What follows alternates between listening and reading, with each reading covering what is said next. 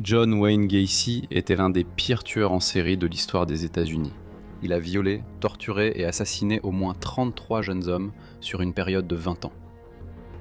La majorité de ses victimes ont été tuées dans le comté de Cook, Illinois. Gacy est souvent appelé le clown tueur, en raison de son alter ego, Pobo et Patches le clown, un personnage qu'il incarnait lorsqu'il se produisait dans des hôpitaux pour enfants et lors d'événements caritatifs. Dans cet épisode de Murderous Minds, nous examinons la vie de John Wayne Gacy, de son enfance abusive à ses crimes odieux. Contrairement à la plupart des tueurs, Gacy n'était pas un marginal ou un solitaire, comme par exemple Ed Gein. Il était un membre très actif de la communauté et responsable local du Parti démocrate. Pendant des années, il a trompé ses amis et ses voisins en se faisant passer pour un homme d'affaires respectable, prêt à aider tous ceux dans le besoin. En réalité, il était un pédophile prédateur et un meurtrier qui s'en prenait à des garçons et de jeunes hommes pour sa propre satisfaction sexuelle. Gacy torturait et tuait ses victimes de la manière la plus vile avant d'enterrer leur corps dans le vide sanitaire sous sa maison. Beaucoup d'informations sur les dates et les circonstances proviennent de Gacy lui-même à travers ses aveux. Mais comme tous les tueurs en série, Gacy était un menteur compulsif, donc certaines dates et certains noms peuvent varier selon les sources. Quoi qu'il en soit, ici nous allons essayer de présenter un portrait fidèle de l'un des tueurs en série les plus tristement célèbres des États-Unis.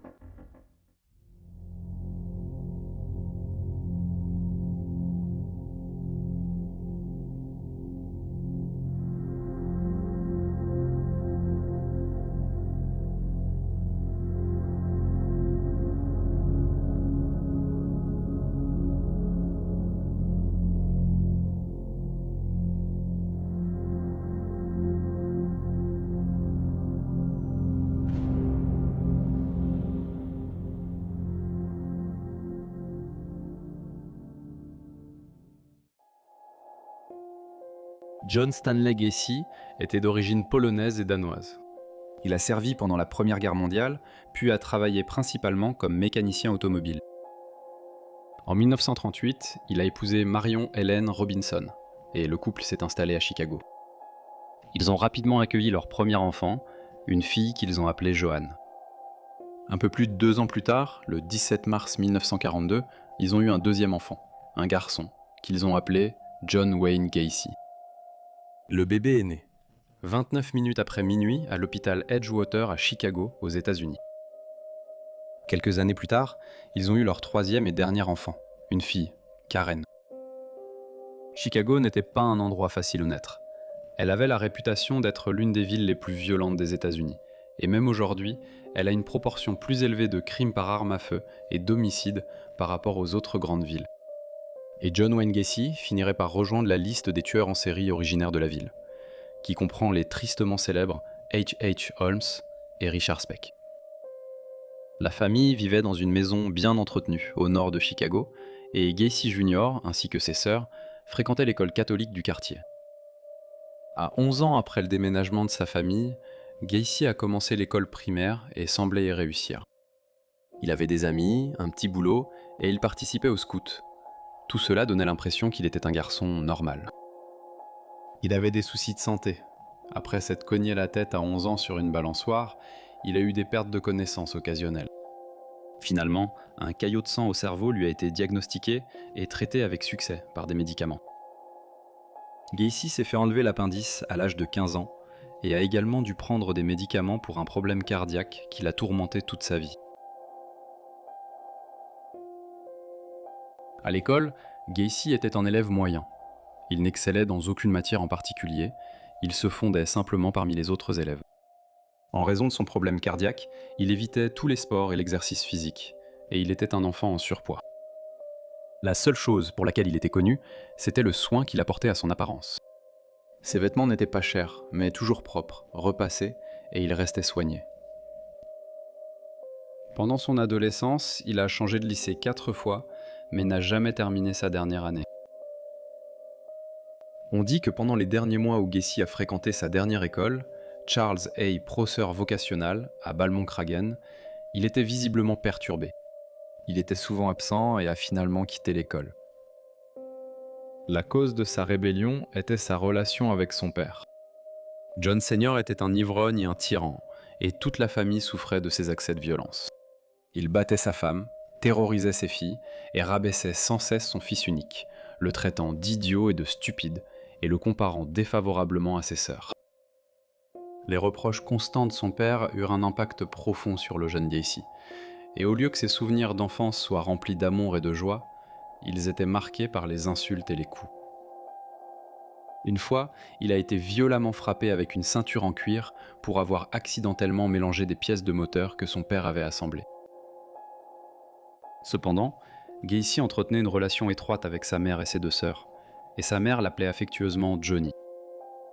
Elle faisait de son mieux pour protéger son fils des abus de son père, mais son intervention alimentait souvent la colère de John Senior, qui accusait Gacy d'être une mauviette et un fils à sa maman.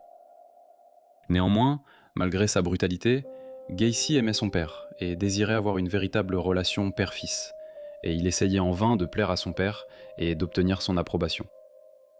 La relation de Gacy avec son père s'est détériorée à 7 ans, après que son père ait découvert qu'il avait touché une jeune fille de façon inappropriée avec un autre garçon. John Senior a fouetté son fils sans pitié avec un cuir à rasoir comme punition. C'est à peu près à la même époque, en 1949, que le jeune Gacy a commencé à être abusé sexuellement par un ami de la famille, qui abusait de lui dans son camion. Cependant, Gacy avait tellement peur que son père le tienne pour responsable qu'il n'a parlé de ses abus à personne que des années plus tard. Après une confrontation particulièrement brutale avec son père, Gacy a quitté la maison. Il est parti vers l'ouest et a fini à Las Vegas, où il a trouvé du travail comme agent d'entretien au Palm Mortuary. Gacy était un bon travailleur, et il faisait simplement son travail pour gagner assez d'argent afin de rentrer chez lui. Il a ensuite avoué qu'un soir, alors qu'il était seul à la morgue, il est monté dans le cercueil d'un adolescent décédé et a enlacé et caressé le corps, avant de se rendre compte de ce qu'il faisait et d'être dégoûté de lui-même. Suite à cet incident, Gacy a appelé sa mère pour demander si son père accepterait son retour à la maison. Son père a accepté et il est rentré à Chicago en voiture le jour même. Lorsqu'il est rentré chez lui, il a été chaleureusement accueilli par tout le monde, sauf par son père, qui est resté indifférent à son retour. De retour chez lui, Gacy s'inscrit au Northwestern Business College, sans avoir obtenu son diplôme du secondaire. Il a obtenu son diplôme en 1963 et a célébré ce jour-là avec sa famille. Peu après son diplôme, Gacy a commencé comme stagiaire en gestion chez Nunn Bush Shoe Company. Ils étaient tellement impressionnés par lui qu'en 1964, juste avant son 22e anniversaire, l'entreprise l'a muté à Springfield, dans l'Illinois, pour gérer le point de vente de la société dans un grand magasin de vêtements. Gacy était parfait pour ce poste. Il avait naturellement la tchatche et sa personnalité sociable faisait de lui un bon vendeur. Peu de temps après sa mutation, il a commencé à sortir avec Marilyn Myers, l'une de ses collègues, et en quelques mois, ils étaient fiancés. Ils se sont mariés en septembre 1964. À part la prise de poids croissante de Gacy, qui aggravait son problème cardiaque, tout allait bien pour lui et Marilyn. Ils étaient financièrement stables et Gacy était très respecté dans la communauté. L'avenir semblait prometteur. En février 1966, Marilyn a donné naissance à un fils. Ils l'ont appelé Michael et l'année suivante, ont eu une fille, Christine. Gacy a ensuite qualifié cette période de « parfaite ». Après la naissance de ses enfants, il reçut enfin l'approbation de son père. Et en juillet 1966, son père s'est excusé pour les mauvais traitements, en disant « Fils, je me suis trompé sur toi ». À Springfield, Gacy a découvert la Jeune Chambre des États-Unis, également connue sous le nom de Jaycees, un groupe de jeunes entrepreneurs et professionnels œuvrant ensemble pour améliorer leur communauté. À l'époque, c'était une organisation réservée aux hommes âgés de 18 à 40 ans. Le groupe tenait toujours à célébrer ses succès et à reconnaître les membres exceptionnels lors d'une succession de dîners et de banquets. C'était une chose que le très sociable Gacy adorait. Il avait toujours cherché la reconnaissance et l'appréciation que son père ne lui avait jamais donnée. Gacy gravit rapidement les échelons des Jaycees et il travaillait sans relâche pour eux. En 1965, il a été élu premier vice-président et homme de l'année du chapitre. peu après la naissance de Michael, le beau-père de Gacy lui a offert de gérer plusieurs franchises KFC qu'il possédait à Waterloo, dans l'Iowa. Les parents de Marilyn n'ont jamais aimé Gacy, et jusqu'au jour du mariage, ils ont essayé de persuader leur fille de ne pas l'épouser. En offrant ce travail à Gacy, leur fille et leur petit-fils resteraient proches. Le couple a emménagé dans un joli bungalow d'un beau quartier, et Gacy a vite rejoint la branche de Waterloo du Jace. Peu de temps après, le couple a accueilli leur fille Christine. Aux yeux du monde extérieur, ils formaient la famille parfaite, respectable, travailleur et financièrement stable. Cependant, Fred Myers avait un tout autre avis sur son gendre et n'appréciait pas sa gestion des restaurants ni son attitude envers le personnel, comme s'il en était le propriétaire. L'habitude de Gacy de donner de la nourriture gratuitement à ses amis et aux membres du JC agaçait aussi Myers, et s'il n'avait pas été son gendre, il l'aurait renvoyé. Gacy savourait sa nouvelle vie à Waterloo, notamment parce que la vie sociale des JC offrait des activités un peu plus excitantes, impliquant la prostitution, la pornographie et diverses autres activités sordides, auxquelles Gacy participait avec enthousiasme. Il profitait de cette nouvelle débauche et se vantait de ses conquêtes féminines. Sa relation avec sa femme s'est éloignée, et il proposait les faveurs sexuelles de sa femme à d'autres hommes. Il la maintenait également à court d'argent, ce que ses parents ne comprenaient pas, puisqu'il était bien payé pour gérer leur restaurant. Gacy a aussi intégré la Merchant Patrol, une force de sécurité protégeant leurs locaux des cambriolages. Il patrouillait la nuit en voiture avec un gyrophare rouge portable sur le toit. Gacy emmenait souvent de jeunes employés masculins lors de ses patrouilles pour tenter de les impressionner. La femme de Gacy a déclaré plus tard que son mari était fasciné par la police et les véhicules d'urgence, et qu'il aimait croire avoir de l'influence sur ses services. Il apportait souvent des repas gratuits de KFC aux pompiers et aux policiers en patrouille, et il se faisait même appeler Colonel John Gacy lorsqu'il arrivait avec de la nourriture pour tout le monde. La plupart des personnes à qui il offrait de la nourriture gratuite appréciaient ce geste, mais certains pensaient qu'il essayait d'acheter des amis et le respect de la communauté, et il semblait particulièrement aimer impressionner les adolescents. Il n'était pas rare de voir Gacy avec un adolescent à ses côtés dans son camion, mais à l'époque, personne n'y prêtait attention, car KFC employait beaucoup de jeunes et on pensait simplement qu'il les ramenait chez eux. Cependant, certains employés de KFC ont remarqué qu'il ne ramenait que de jeunes garçons séduisants. Des rumeurs ont aussi circulé sur l'intérêt sexuel du patron pour les jeunes garçons, poussant certains employés à refuser les trajets et à éviter Gacy. On suppose aussi qu'il éclaboussait exprès des garçons avec de l'huile chaude pour les emmener à l'hôpital dans son camion. Malgré les rumeurs, il y avait suffisamment de membres du club Jaycees qui croyaient que Gacy était un homme bon et charitable, et il a été nommé vice-président le plus remarquable de 1967. Il a également été honoré en tant que meilleur aumônier du club JC de l'État de l'Iowa, et il semblait prêt à occuper le poste de président du club. En 1968, la vie était belle pour Gacy. Il avait 2 enfants adorables, et malgré quelques rencontres douteuses, Gacy et Marilyn semblaient heureux. Il avait même décidé de donner sa démission à son beau-père et de lancer sa propre entreprise. Mais tout a changé quand on a frappé à la porte. Gacy a ouvert la porte et s'est retrouvé face à un policier. Gacy avait été inculpé pour agression sexuelle sur de jeunes garçons. Le policier a présenté un mandat de perquisition et a saisi au domicile familial 5 bobines de films obscènes, ainsi qu'une enveloppe contenant des publicités pour des films pornographiques. Marilyn était sous le choc, ignorant totalement les préférences sexuelles de son mari pour les garçons. Elle croyait qu'il était un homme bon, travailleur et un père aimant, et elle était convaincue qu'ils avaient fait une erreur. Les accusations contre Gacy ont été portées par 2 garçons qui ont déclaré au jury qu'à des occasions différentes, Gacy les avait contraints à des rapports sexuels non désirés avec lui. James Tullery, un garçon de 16 ans qui travaillait pour Gacy au KFC, a raconté comment Gacy l'avait invité chez lui pendant que sa femme était à l'hôpital, après avoir donné naissance à leur 2e enfant. Ils ont joué au billard, regardé des films pornographiques et bu avant que Gacy ne fasse des avances au garçon. Le garçon a refusé ses avances sexuelles. Gacy a alors forcé le garçon, sous la menace d'un couteau, à monter dans la chambre. Mais après avoir accidentellement coupé le jeune homme, Gacy s'est retiré et s'est excusé, pour ensuite attacher sa victime au sous-sol. James a fait semblant d'être mort et Gacy, inquiet, l'a libéré et a accepté de le ramener chez lui. La deuxième accusation est venue de Donald Voorhees, un garçon de 15 ans qui ne travaillait pas au restaurant, mais qui faisait des petits boulots pour Gacy. Le père de Voorhees était aussi membre des Jaycees et connaissait bien Gacy. Gacy lui a expliqué qu'il menait des recherches pour son comité d'éducation sexuelle et qu'il pouvait gagner 50 $ en l'aidant. Pendant plusieurs mois, Gacy a forcé Voorhees à commettre des actes sexuels sur lui. Il a saoulé le garçon et l'a agressé dans divers endroits. Le garçon était très confus quant à ce qui lui arrivait, mais Gacy lui a dit de ne parler à personne des expériences qu'il faisait, et que s'il le faisait, il contacterait son ami gangster de Chicago.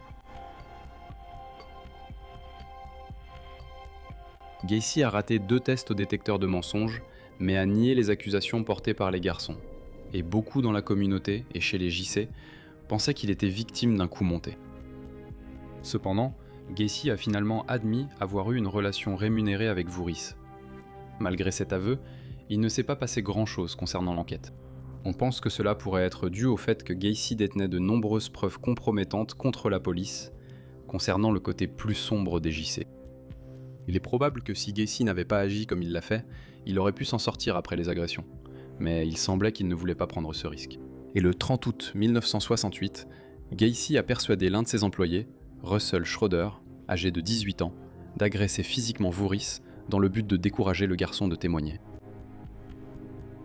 Gacy a promis de payer 300 $ à Schroeder, et Schroeder a accepté. Début septembre, il a attiré Voorhees dans un parc isolé à la campagne, lui a pulvérisé du gaz lacrymogène dans les yeux, puis l'a frappé. Voorhees a réussi à s'échapper et a signalé l'agression à la police, identifiant Schroeder comme son agresseur. Ils l'ont arrêté le lendemain, et au début il a nié toute implication, mais il a rapidement avoué avoir agressé Voorhees, indiquant qu'il l'avait fait à la demande de Gacy. La police a arrêté Gacy et ajouté une accusation pour avoir engagé le garçon afin d'agresser et intimider Voorhees. Il a été incarcéré faute d'une caution de 10 000 $. Une expertise psychiatrique a été ordonnée. Pendant son séjour forcé à l'hôpital psychiatrique, il dénonçait fréquemment des membres du personnel et des patients, et essayait de prendre le contrôle de certains aspects de son fonctionnement. Il était sympathique mais très catégorique, disant aux autres qu'il n'avait rien fait de mal et qu'il était là comme patient pris. À la fin de son séjour de 17 jours, il a été noté que Gacy déformait la vérité, de manière à faire paraître ses actions comme si ce n'était pas de sa faute. C'était un beau parleur qui faisait preuve d'une grande intelligence sociale et savait comment influencer les gens. Cependant, Gacy a nié toute responsabilité pour les faits dont il était accusé et s'est présenté comme la victime d'une chasse aux sorcières. On lui a diagnostiqué une personnalité antisociale qui ne bénéficierait d'aucun traitement médical connu. Cependant, au final, Gacy a été jugé apte à comparaître devant le tribunal. Le 7 novembre 1968, Gacy a plaidé coupable pour un chef d'accusation de sodomie concernant Voorhees, mais non coupable pour les accusations concernant d'autres jeunes. Gacy a affirmé que Voorhees s'était offert à lui et qu'il avait agi par curiosité.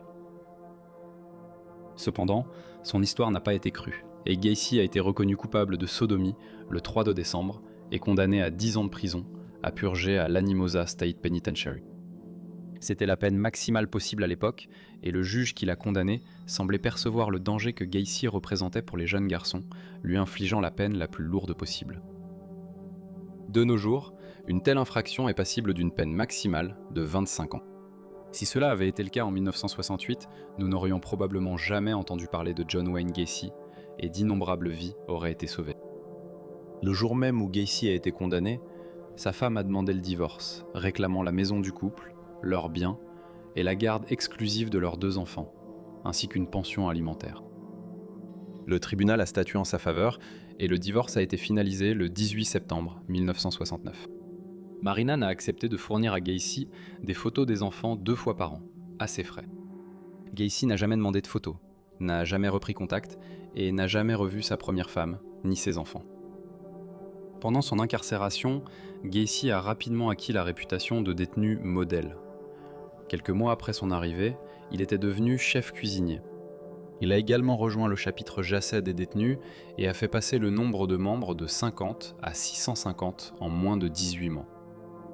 Il est reconnu pour avoir obtenu une hausse de la rémunération quotidienne des détenus et supervisé plusieurs projets améliorant leurs conditions. Il a également supervisé l'installation d'un mini-golf dans la cour de loisirs de la prison. Le jour de Noël 1969, le père de Gacy est décédé d'une cirrhose du foie. Lorsqu'il a appris la nouvelle, Gacy s'est effondré au sol en sanglotant. Sa demande de permission de sortie exceptionnelle sous surveillance pour assister aux funérailles a été refusée. Gacy était un prisonnier modèle, et le 18 juin 1970, il a été libéré de prison en liberté conditionnelle, après avoir purgé seulement 18 mois. À sa sortie, il a été accueilli par son ami de longue date, Charlie Hill. Charlie Hill était l'une des rares personnes de Waterloo à croire en l'innocence de Gacy, et pendant son incarcération, il était son seul visiteur régulier. Alors qu'il rentrait à Waterloo, Gacy parlait de remettre sa vie en ordre. Cependant, moins de 24 heures plus tard, il a dit à Charlie qu'il allait à Chicago rendre visite à sa mère et qu'il serait de retour dans quelques jours. Gacy est resté en contact avec Charlie Hill, mais n'est jamais revenu à Waterloo. Gacy est retourné chez sa mère et a travaillé dans un restaurant. Il a continué à se vanter auprès de ses collègues, leur disant qu'il avait servi dans les Marines, qu'il gagnait beaucoup au jeu et qu'il avait travaillé comme ambulancier. Toutes ces affirmations exagérées étaient mensongères. Après avoir travaillé dans plusieurs restaurants locaux, il a finalement décroché un emploi dans un restaurant populaire auprès des membres de l'équipe professionnelle de hockey de Chicago. Et, bientôt, il se faisait donner des billets pour les matchs et les distribuait à ses amis. Sa mère était ravie de voir à quel point il s'était bien installé et a accepté de l'aider à acheter une petite maison dans un quartier familial tranquille de West Somerdale Avenue, à Norwood Park. La maison, solide, avait une façade en bardeaux, un garage et une pelouse devant et derrière. À l'intérieur de la maison, il y avait 2 chambres et 2 pièces supplémentaires qui avaient été ajoutées à l'espace de vie du rez-de-chaussée par le propriétaire précédent. Une chambre possédait une trappe menant à un vide sanitaire d'1,20 m de profondeur sous la maison. De même, dans l'extension de la maison, des vides sanitaires ont été ajoutés car moins coûteux que des sous-sols. Peu après son emménagement, John Wayne Gacy a rénové et on l'entendait sans cesse bricoler, taper et scier chez lui.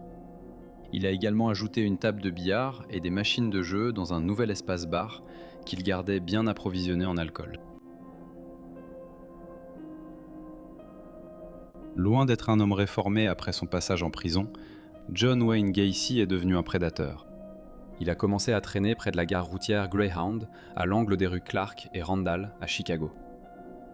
Chaque jour, des milliers de passagers venus de villes et villages de tous les États-Unis arrivaient en ville, dont certains adolescents voyageant pour la première fois sans leurs parents.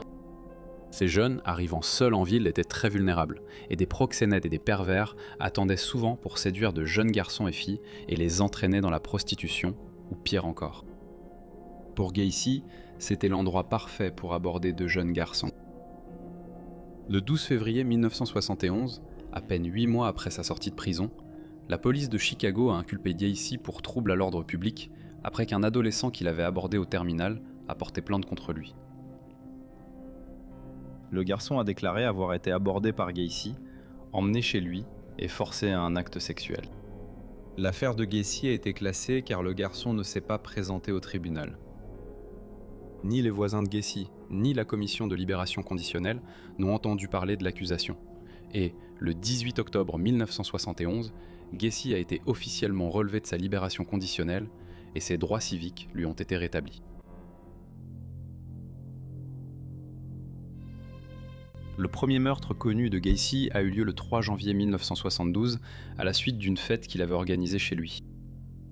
Après la fête, Gacy s'est rendu au centre civique pour voir une exposition de sculptures sur glace et, aux premières heures du matin, il a attiré un garçon de 16 ans depuis la gare routière Greyhound jusque dans sa voiture. Le garçon voyageait du Michigan vers le Nebraska et avait fait une pause à Chicago. Gacy a emmené l'adolescent visiter Chicago, puis l'a ramené chez lui en promettant qu'il pourrait y dormir avant de repartir le lendemain. Gacy a ensuite raconté différentes versions sur la façon dont il en est venu à tuer le garçon, qui est devenu connu sous le nom de Greyhound Busboy. Contrairement à la plupart de ses victimes, le garçon n'a pas été étranglé, mais poignardé 2 fois dans la poitrine. Après le meurtre, Gacy a affirmé qu'en écoutant le garçon mourir et halter, il avait ressenti une énorme excitation sexuelle. C'est alors qu'il a compris que, pour lui, la mort était le frisson ultime. Gacy a enterré le corps dans son vide sanitaire, puis, après que sa deuxième épouse s'est plainte des odeurs à son emménagement, il l'a recouvert de béton. Après l'arrestation de Gacy, le corps a été découvert avec des blessures par arme blanche, sous la dalle de béton décrite par Gacy. Les restes, non identifiés pendant 14 ans après leur découverte, ont finalement été identifiés grâce au dossier dentaire comme étant ceux de Timothy Jack McCoy, âgé de 15 ans. L'identification a pris autant de temps parce que seulement 2 ou 3% de la population avait des travaux dentaires aussi particuliers que ceux de McCoy. Gacy n'a recommencé à tuer qu'environ 2 ans après son premier meurtre, lorsque, en janvier 1974, il a étranglé un jeune homme et a caché son corps dans un placard chez lui avant de l'enterrer. Il a ajouté que des fluides corporels avaient coulé de la bouche et du nez de la victime, salissant la moquette. En conséquence, Gacy bourrait régulièrement des chiffons, les sous-vêtements de la victime ou une chaussette dans la bouche de ses victimes suivantes pour empêcher que cette fuite ne se reproduise. Sa deuxième victime n'a jamais été identifiée. Bien qu'il ait une préférence pour les jeunes garçons, Gacy était souvent vu en compagnie de Carol Hoff, une divorcée avec 2 jeunes filles. Carol était une visiteuse régulière chez Gacy, et avec sa mère, Gacy l'avait présentée à ses voisins. Elle est devenue un visage familier lorsque les habitants se retrouvaient pour des parties de cartes et des soirées arrosées. Gacy était une figure populaire et un voisin serviable, mais son goût pour la décoration inquiétait souvent la communauté. Sa maison, dedans comme dehors, affichait des couleurs criardes, contrastant avec les maisons plus sobres du quartier. Gacy était très impliqué dans sa communauté et prêtait ses outils de construction et déblayait gratuitement les allées de ses voisins. Il organisait aussi des fêtes d'été annuelles réunissant des centaines de personnes, dont des politiciens. Personne n'a été surpris lorsque Gacy a annoncé qu'il allait se marier avec Carol. Carol savait que Gacy avait été en prison, mais il était tellement gentil et attentionné avec elle, et elle pensait qu'il pouvait offrir à elle et à ses filles une vie stable après son divorce particulièrement éprouvant. Seules les sautes d'humeur imprévisibles de son futur mari la préoccupaient. Il pouvait être calme, puis soudain pris d'une rage furieuse.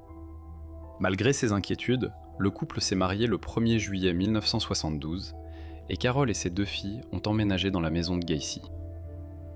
Au début, tout allait bien. Carol était seulement gênée par la mauvaise odeur présente dans toute la maison. Carol n'était pas la seule à le remarquer. La mère de Gacy et sa nouvelle belle-mère ont également mentionné la puanteur, tout comme les voisins venus leur rendre visite. Gacy a mis cela sur le compte de l'humidité sous la maison et tenté de masquer l'odeur avec de la chaux. Il a aussi bouché des bouches d'aération pour atténuer l'odeur. Cependant, en réalité, rien n'avait changé pour Gacy, et vers le moment où il s'est marié pour la 2e fois, il a été arrêté et inculpé de coups et blessures aggravées et de conduite imprudente. Gacy s'était fait passer pour un shérif et avait forcé un jeune homme à monter dans sa voiture sous menace d'arrestation. Gacy a ensuite ordonné au garçon de pratiquer un acte sexuel sur lui. Heureusement, le garçon terrifié a réussi à s'échapper. Les charges ont ensuite été abandonnées et l'affaire n'a pas été portée devant les tribunaux. La vie a continué pour les Gacy et, en 1974, il a commencé à organiser de grandes fêtes à thème pour ses amis et voisins, où il se vantait de ses réussites à quiconque voulait l'écouter.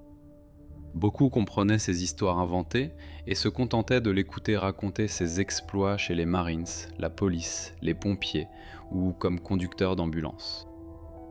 En 1974, Gacy a également lancé une nouvelle entreprise qu'il a appelée PDM Contractors. Cela signifiait peinture, décoration et maintenance. À peu près au même moment où son mariage avec Carol a commencé à s'effondrer, son tempérament et l'aveu qu'il était bisexuel ont causé beaucoup de tensions et, moins d'1 an après leur mariage, Gacy avait commencé à sortir tard le soir et ne rentrait qu'au matin. Quand Carol lui demandait où il allait, il lui répondait que cela ne la regardait pas. L'odeur dans la maison était insupportable, et Carol ne comprenait pas pourquoi son mari n'agissait pas. Il pelletait sans cesse de la chaux vive dans le vide sanitaire sous la maison. Bien que Gacy soit un bon soutien de famille et un travailleur acharné, Carol s'est rapidement rendu compte qu'elle avait épousé le mauvais homme. Cependant, elle a tenu bon pour ses filles, qui appelaient Gacy papa. Le vase a débordé quand Carol a trouvé des preuves que Gacy voyait de jeunes hommes et regardait de la pornographie gay. À la suite d'une violente dispute en octobre 1975, Carol a demandé le divorce à son mari. Gacy a accepté la demande de sa femme, bien que, d'un commun accord, Carol ait continué à vivre dans la maison jusqu'en février 1976, lorsque elle et ses filles ont emménagé dans leur propre appartement. Le 2 mars de cette année-là, le divorce des Gacy a été finalisé sur la base mensongère de l'infidélité de Gacy avec d'autres femmes. Cependant, après leur divorce, Carol et Gacy sont restés en contact et s'entendaient bien mieux que lorsqu'ils étaient mariés. Gacy a retrouvé de l'intérêt pour la politique après avoir dépassé l'âge des Jaycees. Il a contacté Robert F. Martwick, le responsable démocrate du canton, et lui a fait part de son ambition de briguer un mandat public. Martwick a conseillé à Gacy de se faire connaître d'abord et de s'impliquer dans des projets communautaires locaux. À la fin de 1975, Gacy a rejoint le Jolly Joker Clown Club, dont les membres se produisaient régulièrement lors d'événements de collecte de fonds et de défilés, et divertissait bénévolement des enfants hospitalisés. Il a ensuite créé ses propres personnages de clown, Pogo le clown et Patches le clown. Il décrivait Pogo comme un clown joyeux, tandis que Patches était un personnage plus sérieux, et il a commencé à se produire localement. Il se produisait à la fois en tant que Pogo et Patches lors de nombreuses fêtes locales, événements politiques, événements caritatifs et hôpitaux pour enfants. Parfois, Gacy restait déguisé en clown après un spectacle, et buvait un verre rapidement dans un bar du coin avant de rentrer chez lui, ce qui le rendait bien connu dans la région. Personne ne se doutait que, lorsque Gacy n'amusait pas les enfants du quartier en clown, il essayait d'attirer des adolescents chez lui ou dans sa voiture pour les persuader d'avoir des relations sexuelles avec lui. La plupart des employés de son entreprise étaient des lycéens et de jeunes hommes, et Gacy faisait souvent des propositions sexuelles à ses employés ou exigeait des faveurs sexuelles en échange du prêt de ses véhicules, d'une aide financière ou de promotion. Il affirmait posséder des armes à feu et a dit à un employé « Tu sais comme il serait facile pour moi de prendre une arme et de te tuer, puis de faire disparaître le corps ?» Totalement inconscient de ses activités, Gacy s'est lancé dans la politique locale du Parti démocrate, proposant d'abord à ses employés de nettoyer le siège du parti gratuitement. Il a été récompensé pour son service communautaire par une nomination au comité d'éclairage public du canton de Norwood Park, obtenant par la suite le titre de responsable de secteur électoral. Et en 1975, Gacy a été nommé directeur du défilé annuel de la Journée de la Constitution polonaise de Chicago et a supervisé cet événement chaque année de 1975 à 1978. C'est grâce à son travail avec le défilé que Gacy a rencontré et a été photographié avec la première dame Rosalynn Carter en mai 1978. L'événement a ensuite embarrassé le Secret Service des États-Unis. Sur les photos, on voit Gacy porter une épinglette S, indiquant une personne ayant reçu une autorisation spéciale.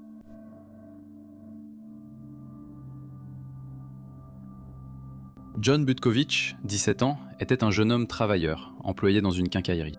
Gacy s'est pris d'affection pour lui et lui a proposé un emploi chez PDM. John aimait travailler pour Gacy et travaillait de longues heures pour un salaire correct. Quand il travaillait tard, il passait parfois la nuit chez Gacy. Carol, encore dans la maison, s'était habituée à ce que Gacy héberge ses employés et trouvait cela normal. Cependant, la relation entre Gacy et John s'est rapidement détériorée lorsque Gacy a refusé de le payer pour le travail qu'il avait effectué. John et quelques-uns de ses amis se sont rendus chez Gacy pour réclamer ce qu'on leur devait, et une dispute a éclaté. Gacy a raccompagné les garçons hors de sa propriété, et John a déposé ses amis chez eux dans sa Dodge. Nous étions le 1er août 1975, et ce soir-là, John n'est pas rentré chez ses parents. C'était très inhabituel, et cela ne lui ressemblait pas. Le lendemain, sa Dodge de 1968 a été retrouvée garée près du coin de Sheridan et Lawrence, avec sa veste et son portefeuille à l'intérieur, et les clés toujours sur le contact. Les parents de John ont contacté la police et ont signalé sa disparition. Ils ont également contacté Gacy, qui a proposé d'aider à le retrouver. Les parents de John ont conseillé à la police d'interroger Gacy, qui a expliqué que John et 2 amis étaient venus réclamer un salaire en retard, qu'ils avaient trouvé un compromis et étaient repartis ensemble. Durant les 3 années suivantes, les parents de John ont contacté la police plus de 100 fois pour demander d'enquêter davantage sur Gacy, mais la disparition de leur fils a été considérée comme une fugue d'adolescents. La vérité, c'est que Gacy avait croisé John alors qu'il sortait de sa voiture au coin de South Lawrence Avenue, faisant signe pour attirer son attention. Selon Gacy, John s'est approché de sa voiture en déclarant « Je veux te parler ». Gacy a invité John à monter dans sa voiture, puis lui a proposé de venir chez lui, soi-disant pour régler le problème de ses salaires impayés. Gacy a saoulé John chez lui, puis l'a manipulé pour qu'il accepte d'avoir les poignets menottés dans le dos. Il s'est assis sur sa poitrine et l'a étranglé. Il a laissé le corps de John dans son garage, prévoyant de l'enterrer plus tard dans le vide sanitaire. Mais lorsque sa femme et ses belles-filles sont rentrées plus tôt que prévu, Gacy a enterré le corps de John sous le sol en béton du garage, à l'endroit où il avait initialement prévu de creuser un drap.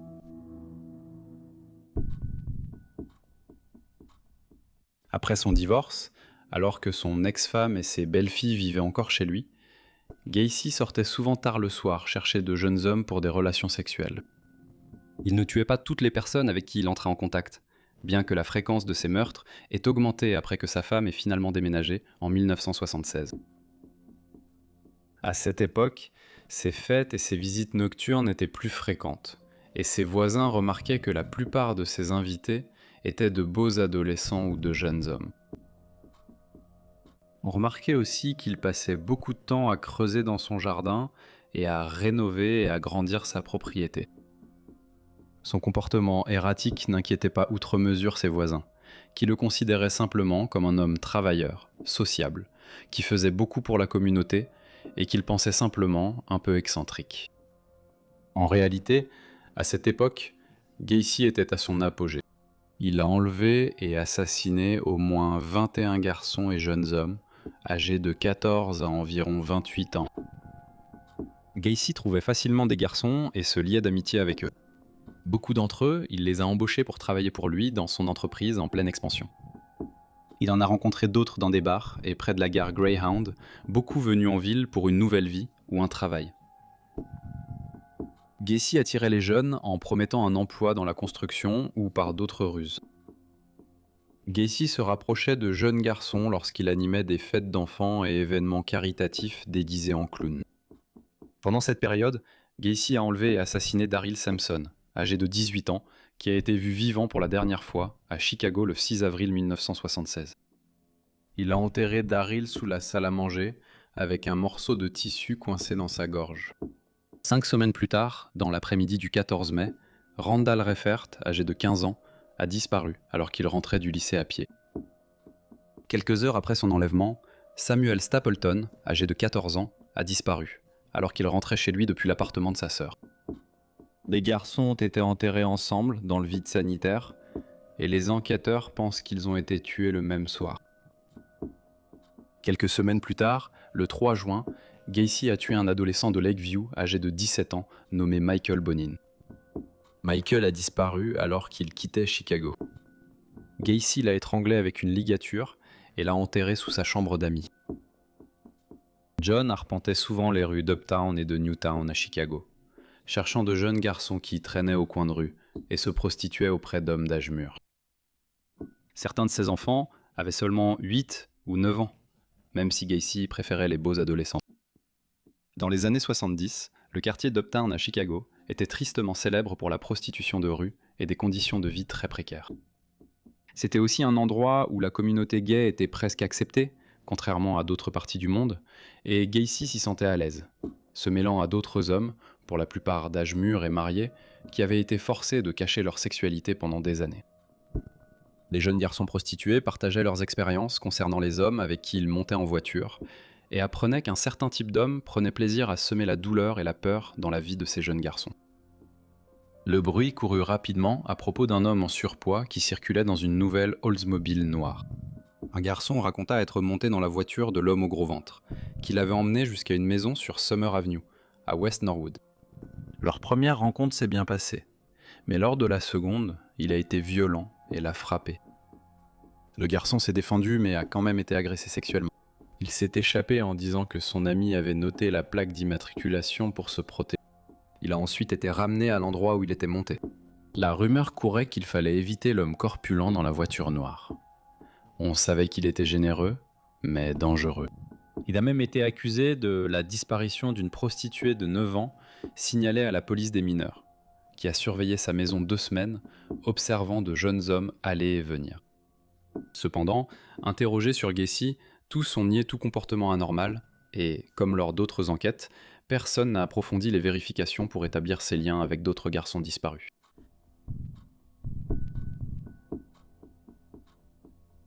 Billy Carroll Jr. était le genre de garçon qui semblait toujours avoir des ennuis. À 9 ans, il était en foyer pour mineurs, pour vol de sac à main. Et à 11 ans, surpris avec une arme à feu. Billy, espiègle, passait la plupart de son temps dans les rues du quartier d'Uptown, à Chicago. À l'âge de 16 ans, il gagnait de l'argent en organisant des rencontres entre des adolescents homosexuels et une clientèle adulte contre une commission. Le 13 juin 1976, Billy a quitté son domicile pour traîner dans les rues, mais il n'est jamais revenu. Une autre victime de Gacy, découverte 2 ans plus tard, enterrée dans le vide sanitaire de sa maison. Après la mort de Billy, Gacy a tué 3 autres garçons en moins de 4 semaines. Ils avaient entre 16 et 28 ans, bien que l'homme le plus âgé n'ait jamais été identifié. Le 5 août, un jeune homme de 16 ans, originaire du Minnesota, nommé James Atkinson, a appelé sa famille, peut-être depuis la maison de Gacy. Ils n'ont plus jamais eu de ses nouvelles, et il a ensuite été retrouvé enterré dans le vide sanitaire sous le corps d'un jeune homme de 17 ans nommé Rick Johnston, qui avait été vu vivant pour la dernière fois le 6 août. On pense que Gacy a assassiné 2 autres hommes non identifiés entre août et octobre 1976. Le 24 octobre, Gacy a enlevé et tué 2 amis adolescents, Kenneth Parker et Michael Marino. Ils ont été vus pour la dernière fois devant un restaurant sur Clark Street à Chicago. 2 jours plus tard, un ouvrier du bâtiment de 19 ans, William Bundy, a disparu après avoir informé sa famille qu'il se rendait à une fête. William travaillait pour Gacy et son corps a ensuite été retrouvé sous la chambre de Gacy.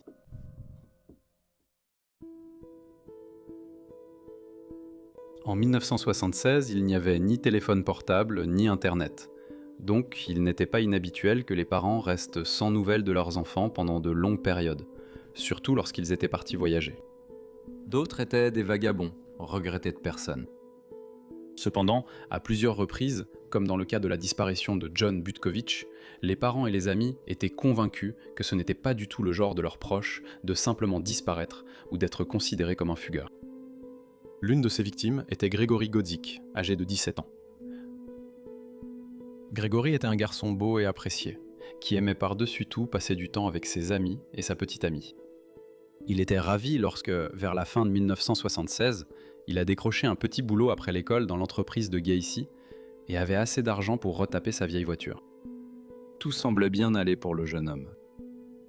Cependant, dans la nuit du 12 décembre 1996, juste après avoir déposé sa petite amie chez elle, Greg a disparu. C'était très inhabituel pour ce garçon proche de sa famille de ne pas contacter ses parents ou sa petite amie pour dire où il était. Même passer toute la nuit dehors était quelque chose qu'il ne faisait jamais. Ses parents, très inquiets, ont contacté tous ses amis et petites amies, mais personne ne savait où il était. Quand ils ont contacté la police, on leur a dit qu'il était probablement un fugueur. C'était quelque chose que ses parents n'étaient pas prêts à accepter. Le lendemain après-midi, la Pontiac marron de 1966 de Greg a été retrouvée déverrouillée et abandonnée derrière une animalerie à Niles, dans le comté de Cook, dans l'Illinois, juste à la frontière nord-ouest de la ville de Chicago. La mère de Greg, se rappelant que Gacy devait de l'argent à son fils pour un travail, l'a contacté pour lui demander s'il avait des nouvelles de Greg. Gacy lui a dit que son fils avait appelé quelques jours après sa disparition, laissant un message sur le répondeur annonçant qu'il viendrait travailler le lendemain. Quand elle a voulu écouter l'enregistrement, il a dit qu'il avait déjà été effacé. Après la conversation, Madame Godzik a exhorté la police de Chicago à parler à Gacy au sujet de son fils disparu. Comme Gacy avait été interrogé sur la disparition de John Butkovich, on pourrait croire qu'un lien aurait été fait. Cependant, Greg vivait dans la zone de police 5, tandis que John vivait dans la zone 6, et apparemment, il n'y avait aucune communication entre les deux divisions, si bien que le lien commun n'a pas été reconnu. Si des enquêtes supplémentaires avaient été menées à ce stade, les antécédents de Gacy en matière d'agression sexuelle auraient été révélés, ainsi que le fait qu'il avait été la dernière personne à parler aux deux garçons disparus. Parce que Greg ne correspondait pas au profil typique d'un fugueur, son cas a également été présenté dans le journal local The Learner Times. Le journaliste qui a rédigé l'article a même parlé à Gacy, qui a déclaré qu'il pensait que le garçon s'était enfui, bien que le journaliste ait mal orthographié son nom dans l'article, l'écrivant comme John Gacy, G-A-S-E-Y.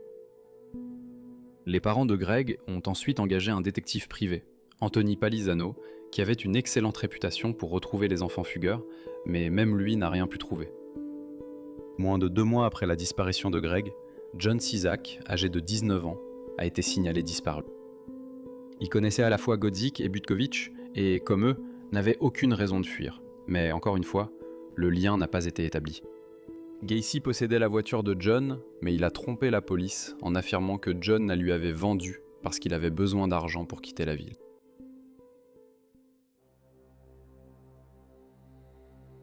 À la fin de 1977, Gacy avait assassiné 6 autres jeunes hommes. La première de ses victimes était Robert Gilroy, un étudiant de 18 ans à l'université de l'Illinois. Robert vivait à 4 pâtés de maison de Gacy et était le fils d'un sergent de police de Chicago.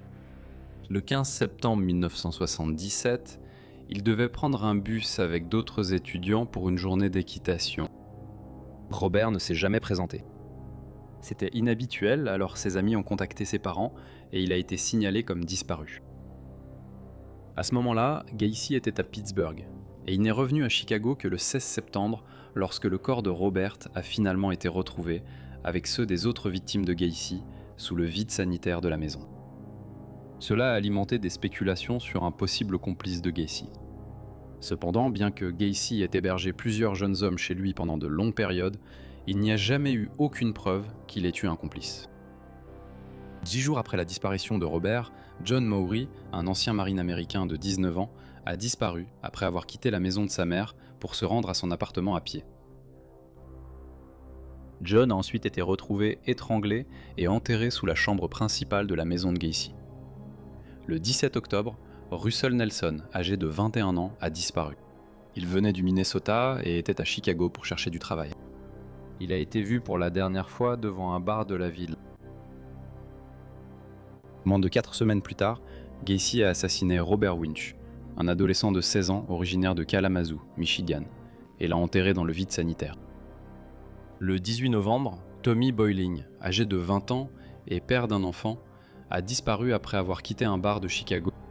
À l'approche de Noël, Gacy a tué un autre jeune homme, David Talsma, qui se rendait à un concert de rock à Hammond.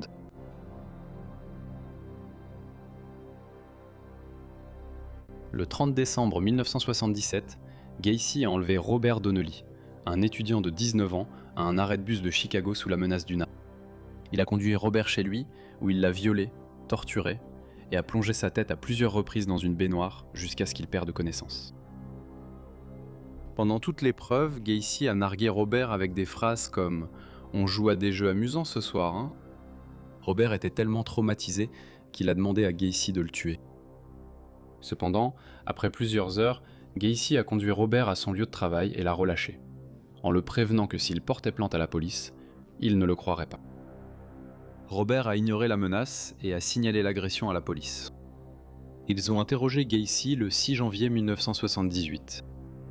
Gacy a affirmé entretenir avec Robert une relation sexuelle de type maître-esclave, précisant que c'était consensuel.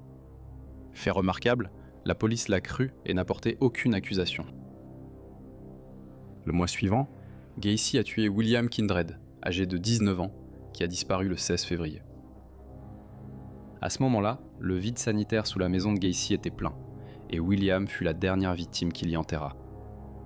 Le 21 mars, Gacy a attiré Jeffrey Rignall, âgé de 26 ans, dans sa voiture. Peu après, il est monté dans le véhicule. Gacy l'a chloroformé et l'a conduit chez lui, où ses bras et sa tête ont été attachés dans un dispositif de pilori qu'il appelait le chevalet, fixé au plafond. Gacy a violé et torturé Rignall avec divers instruments, et l'a à plusieurs reprises chloroformé jusqu'à l'inconscience. Après cette épreuve, il l'a conduit au Lincoln Park de Chicago, où il l'a abandonné inconscient, mais toujours en vie. Jeffrey a réussi à atteindre l'appartement de sa petite amie, et la police a été alertée de l'agression. Au début, ils n'ont pas enquêté sur Gacy car Rignall avait peu de détails à part la marque de la voiture. Il était également tellement gravement blessé qu'il a passé 6 jours à l'hôpital. Cependant, Rignall, déterminé à obtenir justice, a surveillé avec ses amis la zone près de l'endroit où il avait été embarqué. Ils ont repéré la voiture noire de Gacy en train de rôder, alors ils l'ont suivi, jusqu'au 8213 West Somerdale. Muni de ces nouvelles informations, il a fourni à la police le numéro de plaque d'immatriculation et l'adresse, mais ils n'ont toujours pas agi sur la base de ces renseignements. Quand la police a pris le témoignage de Rignall au sérieux, Gacy avait déjà été arrêté pour meurtre. Rignall a ensuite écrit un livre sur son calvaire.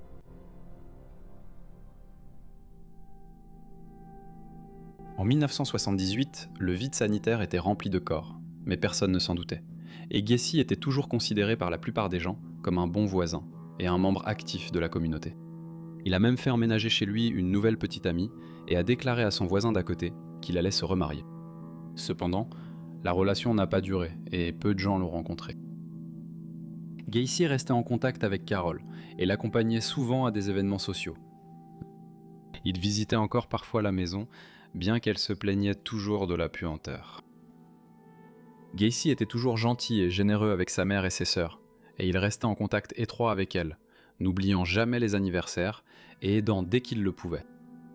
Il n'a jamais montré autant de générosité envers ses enfants du premier mariage, qu'il a d'ailleurs exclu de sa vie. Malgré cette façade, Gacy continuait à embarquer des adolescents et à les tuer. Mais comme il n'avait plus de place sous sa maison, il a commencé à se débarrasser de ses victimes depuis le pont de l'I-55 dans la rivière des Plaines. Gacy a plus tard avoué avoir jeté 5 corps dans la rivière en 1978, et il pensait qu'un était tombé sur une barge qui passait. Seulement 4 corps ont jamais été retrouvés. La première victime connue jetée dans la rivière était Timothy O'Rourke, âgé de 20 ans, que Gacy a bordé et assassiné à la mi-juin après que celui-ci ait quitté son appartement pour acheter des cigarettes. Peu de temps avant sa disparition, O'Rourke avait dit à son colocataire qu'un entrepreneur du côté nord-ouest lui avait proposé un emploi. Le 12 novembre 1978, le corps nu de Frank Landigan, âgé de 19 ans, a été retrouvé dans la rivière des Plaines. Il était une autre victime de Gacy. Peu de temps après la découverte du corps de Frank, un autre jeune homme a disparu. Il s'appelait James Mazara, un habitant de Elmswood Park âgé de 20 ans qui a disparu le 24 novembre.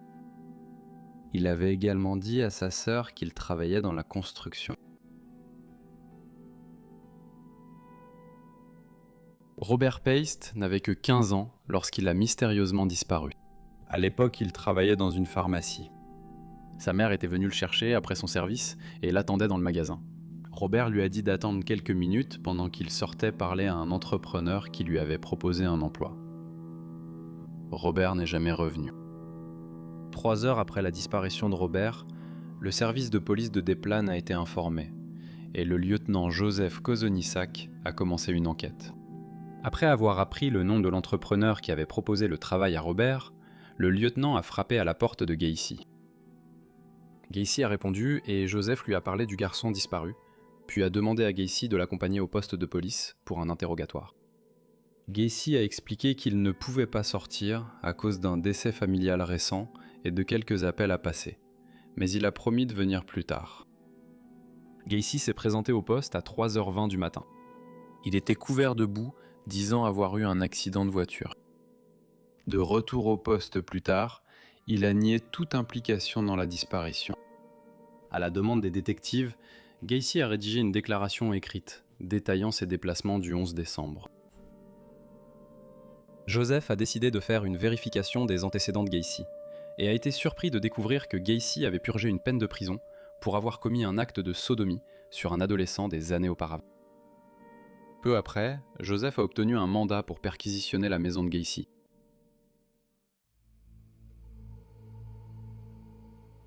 La première perquisition de la propriété de Gacy, le 13 décembre 1978, a révélé plusieurs objets suspects. Parmi eux se trouvaient des insignes de police, un pistolet d'alarme Brevta de 6 mm, une seringue et une aiguille hypodermique. Les enquêteurs ont également trouvé des menottes, des livres sur l'homosexualité, des films pornographiques, des capsules de nitrate d'amyle et un jouet sexuel. Dans l'une des chambres, ils ont trouvé une bague de la promotion 1975 du lycée Maine West, gravée avec les initiales JAS, ainsi qu'une section de corde en nylon de 36 pouces.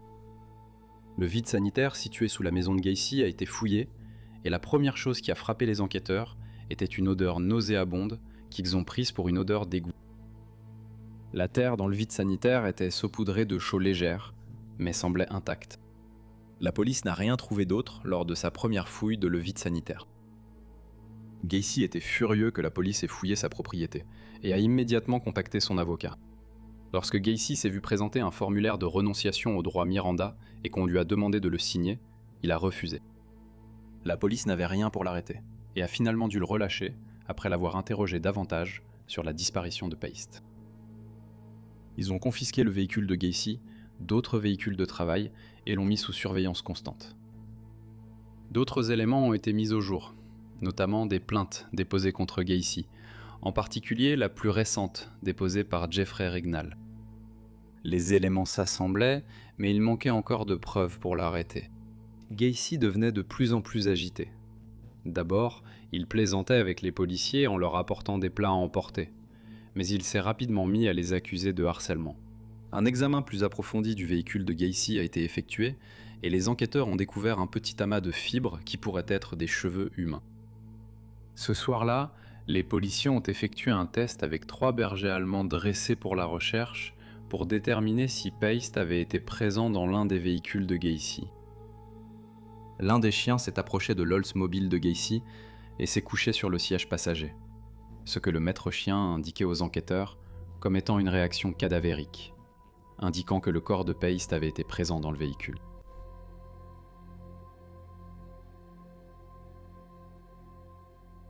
Après la perquisition chez Gacy, plusieurs de ses amis ont été convoqués et interrogés par la police. Gacy avait dit à ses amis que la police voulait l'accuser d'un meurtre, mais il se disait innocent et victime d'un coup monté. Lors des interrogatoires, la police a obtenu peu d'informations sur un lien entre Gacy et Robert Paiste, et les amis de Gacy ne croyaient pas qu'il puisse tuer un adolescent. Frustrés par le manque de preuves liant Gacy à Paiste, les policiers décidèrent d'arrêter Gacy pour possession de marijuana et de Valium. À l'insu de la police, à ce moment-là, Gacy avait récemment confié à un ami et collègue, un jour avant son arrestation, qu'il avait effectivement tué. Gacy lui avait aussi confié avoir tué plusieurs personnes car elles étaient mauvaises et voulait le faire chanter. Le vendredi 22 décembre 1978, Gacy a finalement avoué à la police qu'il avait tué au moins 30 personnes et enterré la plupart des restes de ses victimes sous le vide sanitaire de sa maison. Il a également admis qu'il lui arrivait de garder les cadavres sous son lit ou dans le grenier pendant plusieurs heures avant de les enterrer. Les enquêteurs ont de nouveau fouillé la maison de Gacy. La police a commencé à creuser sous le garage, où Gacy disait avoir enterré un corps. Mais avant cela, ils ont fouillé de nouveau le vide sanitaire sous la maison. Ils ont rapidement découvert un monticule de terre suspect. En commençant à creuser, l'odeur caractéristique de la mort envahissait les lieux, et ils étaient sur le point de faire une découverte horrible. Avec précaution, ils exhumèrent corps après corps, certains en décomposition, d'autres réduits à des squelettes, et chaque jour, leur nombre augmentait. Certaines victimes furent retrouvées avec un sous-vêtement ou du papier absorbant enfoncé dans la gorge. Certaines victimes étaient enterrées si proches que la police pensait qu'elles avaient sans doute été tuées ou enterrées ensemble. Gacy a admis à la police avoir tué plus d'une personne en une journée, à plusieurs reprises. Cependant, la raison qu'il a donnée pour expliquer pourquoi ils étaient enterrés si près les uns des autres était qu'ils commençaient à manquer de place et devaient économiser de l'espace. Au 28 décembre 1978, la police avait retiré un total de 27 corps de la maison de Gacy. Cependant, ce n'était pas le bilan définitif. Ils avaient également relié la mort de Frank Landingen, dont le corps avait été retrouvé dans la rivière Deplen, à Gacy, après que le permis de conduire de Frank ait été retrouvé dans la maison de Gacy. Ils avaient également relié à Gacy le cas de James Mazara, retrouvé lui aussi avec ce sous-vêtement désormais trop familier, coincé dans la gorge. Fin février 1979, la police poursuivait encore la fouille de la propriété de Gacy. Ils avaient complètement éventré la maison, mais pensaient qu'il restait des corps à découvrir. Et ils avaient raison. Pendant que des ouvriers cassaient le béton de la terrasse de Gacy, ils ont fait une autre découverte horrible. Ils ont trouvé le corps d'un homme encore en bon état, conservé dans le béton. L'homme portait un short en jean bleu et une alliance. Les victimes de Gacy l'étaient plus seulement de jeunes garçons ou des homosexuels présumés, mais aussi des hommes mariés. La semaine suivante, un autre corps a été découvert. Le 31e corps retrouvé lié à Gacy se trouvait dans la rivière Illinois. Les enquêteurs ont pu découvrir l'identité du jeune homme grâce à un tatouage sur l'un de ses bras. La victime s'appelait Timothy O'Rourke. À la même époque, un autre corps a été découvert chez Gacy. Le corps a été retrouvé sous la salle de jeu de la maison de Gacy. Ce serait le dernier corps retrouvé sur la propriété de Gacy. Peu de temps après la découverte, la maison a été détruite et réduite en gravats. Malheureusement, parmi les 32 corps découverts, celui de Robert Paste, la dernière victime de Gacy, n'avait toujours pas été retrouvé. Finalement, en avril 1979, les restes de Robert Paste ont été découverts dans la rivière Illinois. Son corps aurait été coincé le long de la rivière, rendant sa découverte difficile. Cependant, de forts vents ont dû déloger le cadavre et l'emporter jusqu'aux écluses du barrage de Dresden, où il a finalement été retrouvé. Les rapports d'autopsie sur Paste ont déterminé qu'il était mort étouffé à cause de serviettes en papier enfoncées dans sa gorge. La recherche des corps était enfin terminée, mais les enquêtes étaient loin d'être achevées, car ils tentaient d'identifier les victimes. Les enquêteurs ont poursuivi la comparaison des dossiers dentaires et autres indices pour identifier les victimes restantes retrouvées sur la propriété de Gacy. Toutes les victimes, sauf 9, ont finalement été identifiées.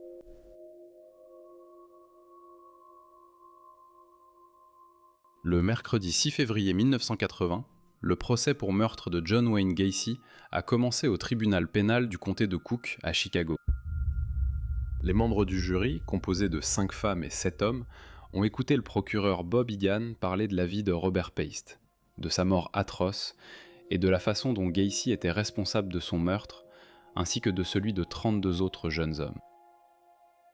Egan leur a parlé de l'enquête sur Gacy, de la découverte des corps sous sa maison et de la façon dont les actes de Gacy étaient prémédités et rationnels. Des jurés découvraient pour la première fois les détails des meurtres de Gacy. Après la déclaration liminaire d'Egan, Robert Motor, avocat de la défense de Gacy, a pris la parole.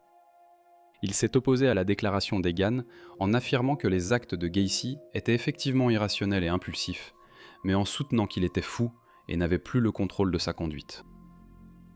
Si Gacy était reconnu fou, il serait placé sous la responsabilité du système public de santé mentale. De plus, il n'y aurait aucune limite de temps à son incarcération, et il pourrait être libéré lorsqu'il serait jugé mentalement assez stable pour réintégrer la société. Le procès a duré 5 semaines éprouvantes, révélant des détails horribles sur la façon dont Gacy tuait ses victimes. Pour sa défense, certains de ses amis et voisins ont parlé d'un homme gentil et généreux. Le côté sombre de sa vie et de son tempérament a également été exposé, et ses victimes qui ont survécu ont raconté les récits déchirants des tortures qu'il leur a infligées. D'anciens employés ont évoqué ses sautes d'humeur et comment il les piégeait pour qu'ils finissent menottés. D'autres ont raconté comment il leur faisait constamment des avances pendant le travail. Le témoignage de Jeffrey Ringel n'a pas duré très longtemps, car il s'est effondré en racontant au tribunal les détails de son viol. Ringel était si stressé qu'il s'est mis à vomir et à pleurer hystériquement. Il a finalement été évacué du palais de justice, tandis que Gacy restait assis, sans montrer la moindre émotion. Après les plaidoiries finales et le témoignage de plus d'une centaine de témoins sur une période de 5 semaines, le jury devait rendre sa décision. Il n'a fallu que 2 heures de délibération avant que le jury ne revienne avec son verdict. La salle d'audience était plongée dans le silence, et tout le monde s'est levé lorsque le jury est entré avec son verdict. Le silence a été rompu lorsque le greffier du tribunal a lu « Nous, le jury, déclarons l'accusé, John Wayne Gacy, coupable. » Gacy a été reconnu coupable de la mort de 33 jeunes hommes. Il avait la triste particularité d'avoir été condamné pour plus de meurtres que quiconque dans l'histoire américaine. Gacy a été condamné à la peine de mort et envoyé au centre correctionnel de Ménard. Juste après minuit, le 10 mai 1994, John Wayne Gacy a été exécuté par injection létale à la prison de Stateville à Joliet, dans l'Illinois. Gacy s'est avancé calmement vers la mort. Il n'a montré aucun remords pour les 33 jeunes vies qu'il avait abrégées, sans parler de l'immense chagrin et de la perte qu'il avait causée à leur famille. Avant le début de l'exécution, les produits chimiques utilisés pour procéder à l'exécution se sont solidifiés de façon inattendue, obstruant la perfusion utilisée pour injecter les substances dans le bras de Gacy. Les stores couvrant la fenêtre par laquelle les témoins observaient l'exécution ont été temporairement fermés pendant que l'équipe d'exécution remplaçait le tube obstrué. Après 10 minutes, les stores ont été rouverts et l'exécution a repris. La dernière déclaration de Gacy à son avocat avant son exécution était que le tué ne compenserait pas la perte subie par les autres et que l'État était en train de le tuer. Ces derniers mots prononcés auraient été « Allez vous faire foutre ». Pour son dernier repas, Gacy a commandé un seau de KFC, une douzaine de brevets de frites, des fraises fraîches et un Coca Light. Alors qu'il mourait, plus d'1 millier de personnes se sont rassemblées dehors, la plupart soutenant l'exécution, mais quelques manifestants contre la peine de mort étaient aussi présents. Après que la mort de Gacy a été confirmée à 0h58 le 10 mai 1994, son cerveau a été retiré et il est toujours en possession d'Helen Morrison, un témoin de la défense lors du procès de Gacy, qui a interviewé Gacy et d'autres tueurs en série. Afin d'isoler les traits de personnalité communs des sociopathes violents, le reste de son corps a été incinéré. Gacy, comme tant d'autres tueurs en série, a fait l'objet de nombreux projets de films, de livres et de séries télévisées. Certaines des œuvres et esquisses qu'il a réalisées en attendant dans le couloir de la mort, en particulier celle de Pogo le clown, se sont vendues plusieurs centaines de dollars à des collectionneurs de souvenirs macabres. La rumeur a également récemment couru que Zak Bagans souhaitait acheter le cerveau conservé de Gacy auprès de Helen Morrison pour l'exposer dans son musée, aux côtés d'autres objets liés à des tueurs en série. Pour les amis et les familles des victimes de Gacy, leur tourment ne prend jamais fin, tout comme pour ceux qui ont survécu à ses griffes. Il est difficile de croire qu'un seul homme puisse prendre plaisir à causer la souffrance et la mort de tant de jeunes vies.